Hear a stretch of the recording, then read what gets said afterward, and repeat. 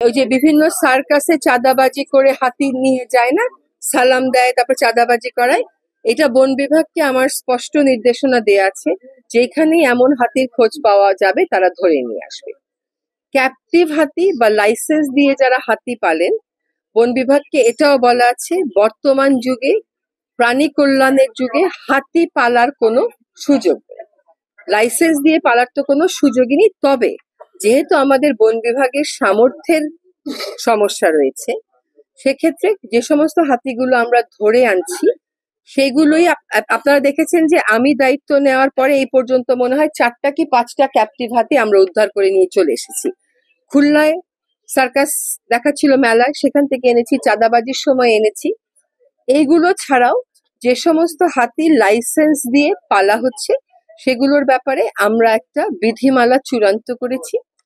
আমরা লাইসেন্স দিয়ে হাতি পালার বিধানটা আর রাখতে চাচ্ছি না। সুখবর হলো যে বন বিভাগের নতুন একটা অর্গানোগ্রাম অ্যাপ্রুভড হয়েছে।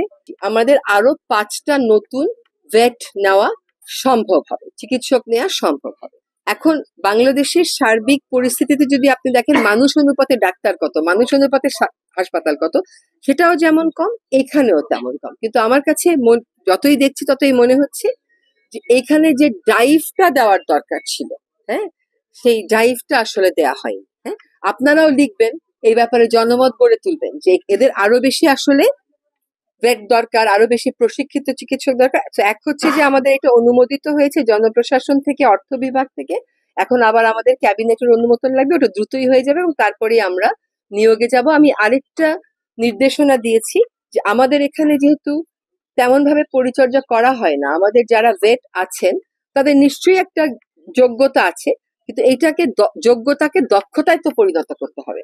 সেজন্য তারা যেন শ্রীলঙ্কান, থাইল্যান্ড এবং ভারতের যেখানে যেখানে ভালো সুবিধাদি আছে সেই সমস্ত ডাক্তারদের সাথে যোগাযোগ স্থাপন করে এবং একটা নেটওয়ার্ক করে। সেই যোগাযোগ স্থাপন হয়ে গেছে। এখানে কিন্তু আমাদের বাইরের থেকে হাতি বিশেষজ্ঞরা এসে হাতিগুলোকে কিভাবে রাখলে ওরা বেটার থাকতে পারবে, আরো ভালো থাকতে পারবে, সে কথাগুলো বলে গেছে।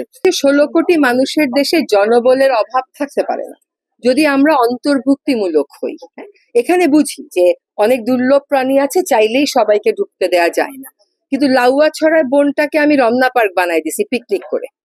সেখানে আমি কিন্তু মানুষকে ট্রেনিং দিছি কেমন করে ট্যুরিস্ট নিয়ে হাঁটতে হয়। এটা করা উচিত ছিল না লাউয়াছড়াতে। বন বনের মতন থাকবে, বন কেন পার্ক হবে? কিন্তু এইখানে আমি কেন ওই ট্রেনিং দিলাম না কমিউনিটিকে? কেন আমি কমিউনিটি ওয়াচ গ্রুপ রাখলাম না? সেটা রাখলে ভালো হবে, রাখলে আমার সক্ষমতা বাড়বে নাকি বাড়বে না, এটা আমার বুঝতে হবে। আমাদের যে কাজগুলো করতে হবে, এই পুরো জায়গাটাকে আমাদের সুরক্ষিত করতে হবে। এখানে কিছু সিসিটিভি ক্যামেরা রাখতে হবে, কিন্তু বাংলাদেশের বাস্তবতা হচ্ছে যেদিন অপরাধ ঘটে সিসিটিভি ক্যামেরা সেই দিন কাজ করে না। কাজে ওইটার মনিটরিংটা নিশ্চিত করতে হবে। ইজারাদাররা কেন চলে গেছে এটা আপনারা জানেন। আর একটা সাফারি পার্কের ভিতরে আসলে ইজারা দেওয়ার প্রয়োজন আছে কিনা, নাকি বন বিভাগ নিজেই ব্যবস্থাপনা করতে পারে, সেটাও আমাকে দেখতে হবে। কারণ ইজারা দেয়া মানেই হচ্ছে রাজনৈতিকভাবে প্রভাবশালী এমন কেউ নেবে এবং পট পরিবর্তনে কেবল হাত বদলাবে। আর সাফারি পার্কের অবৈধ দখলদার কোনোভাবেই থাকতে পারবে না। আমরা কিন্তু গাজীপুরে কয়দিন আগে একটা দুর্ধর্ষ অভিযানে নেমেছিলাম। হ্যাঁ, আমাকে আমার বনের জায়গা তো উদ্ধার করতে হবে।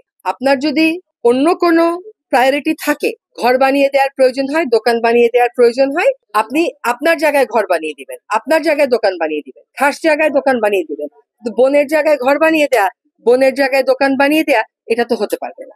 এবং আমরা গাজীপুরে আমাদের দায়িত্ব নেওয়ার পর 88 একর বনভূমি বেদখল হয়েছিল। আমরা ইতোমধ্যে 50 একরের উপর বনভূমি উদ্ধার করেছি। আমরা বাকিটাও উদ্ধার করে ফেলবো। এখানের বিষয়টাতে অবশ্যই নজর দেবো।